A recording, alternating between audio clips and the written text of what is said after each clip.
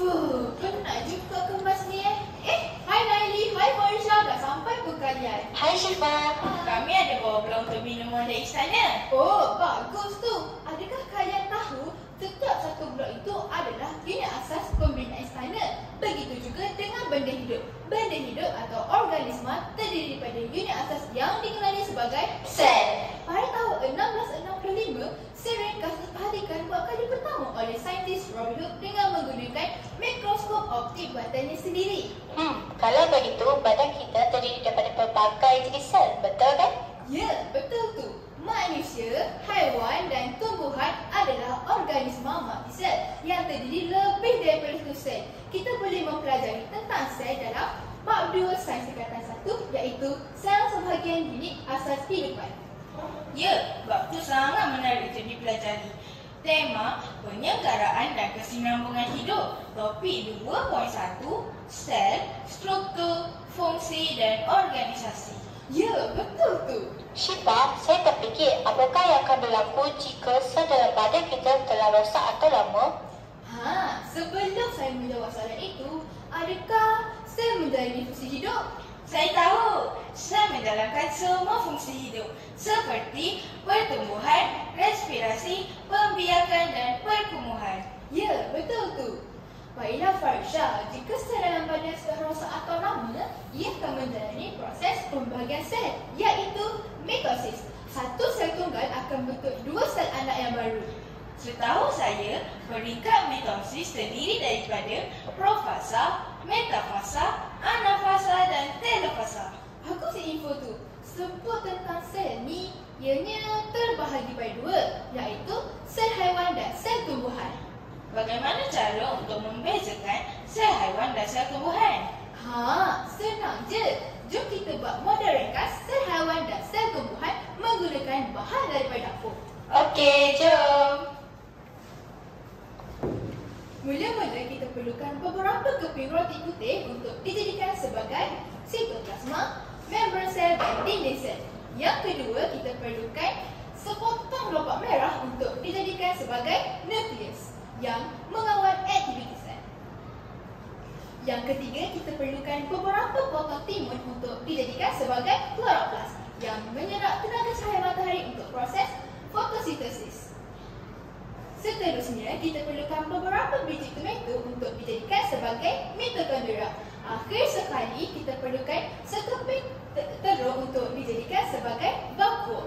Dari model ini, kita dapat lihat sel haiwan tiada di sel maka ia berbentuk tidak tetap. Manakala sel haiwan, sel tumbuhan ada di sel maka ia berbentuk tetap. Ya, betul tu. Kawan-kawan, terdapat banyak sel haiwan yang dapat kita pelajari. Antaranya, sel saraf, sel darah putih dan sel darah merah. Sel darah merah berbentuk dui cengkung dan mengangkut oksigen ke seluruh badan. Manakala sel otot mengecut dan mengendur bagi menghasilkan pergerakan. Bagaimana pula dengan tumbuhan? Adakah ia mempunyai sel-sel tertentu? Ya, sel tumbuhan mempunyai sel-sel tertentu seperti sel folisat dan sel epidermis. Pada bahagian bawah daun, sel pengawal mengawal pembukaan dan penutupan stoma. Sel rambut akar pula menyerap air dan nutrien dari tanah. Menarik. Baru saya teringat. Selepas mengemas tadi, saya mendapati bahawa kulit menghasilkan peluh. Adakah kulit merupakan sel? Ya Syifa, sel sangat seni. Ianya tidak dapat dilihat dengan mata kasar dan hanya dapat dilihat melalui mikroskop cahaya dan mikroskop elektron. Contohnya seperti organisma unisel yang terdiri daripada satu sel sahaja, iaitu ameba dan paramecium. Kulit merupakan organ yang terbesar dalam badan kita. Ianya terdiri daripada tisu endodermal. Mari saya tunjukkan dengan menggunakan blok ini. Dari urutan organisasi sel, ianya bermula dengan sel, tisu, organ, sistem dan organisma. Sel sebagai unit asas kehidupan, sekumpulan sel bergabung membentuk tisu. Tisu-tisu pula bergabung membentuk organ. Organ-organ bekerjasama membentuk sistem. Berbagai sistem bekerjasama membentuk organisma, iaitu manusia, haiwan dan tumbuhan. Okey Naili, kami dah faham. Nak tahu antara sistem yang ada di dalam badan kita ialah sistem saraf yang membawa impuls dari otak ke seluruh badan. Sistem rangka yang menyokong badan dan melindungi organ dalaman.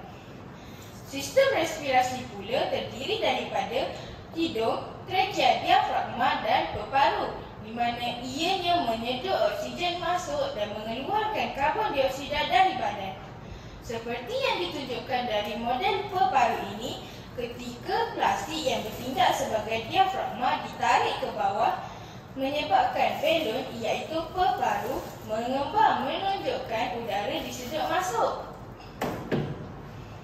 Bagi sistem pencernaan pula,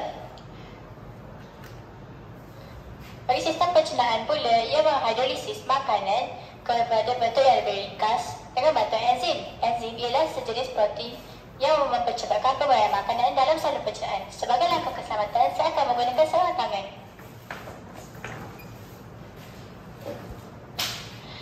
Bagi zipper pertama iaitu media mengandung mulut mengandungi pisang dan biskut cracker sebagai bahan kompleks. Ia membentuk bolus. Bag ziplock ketiga iaitu perut yang mengandungi bolus dihidrolisis oleh jus oren atau sebagai asid hidroklorik. Stoken sebagai usus kecil dan dihidrolisis. Nutrien diserap di sini. Cawan ini pula sebagai usus besar yang menghasilkan tinja. Tinja terkeluar daripada rektum dan anus. Wah, kawan-kawan sangat berinformasi dan kreatif. Oleh itu, melalui topik 2.1, kita dapat mengetahui bahawa benda hidup atau organisma terdiri daripada sel yang menjalani fungsi hidup. Ya, kita juga telah mempelajari tentang struktur sel pada sel haiwan dan sel tumbuhan dengan fungsi yang tertentu. Melalui organisasi sel, kita dapat lebih memahami cara pembentukan organisasi sel mengikut urutannya. Sains menyeronokkan. Sains menakjubkan. Sekian sahaja dari kami, Genius Science.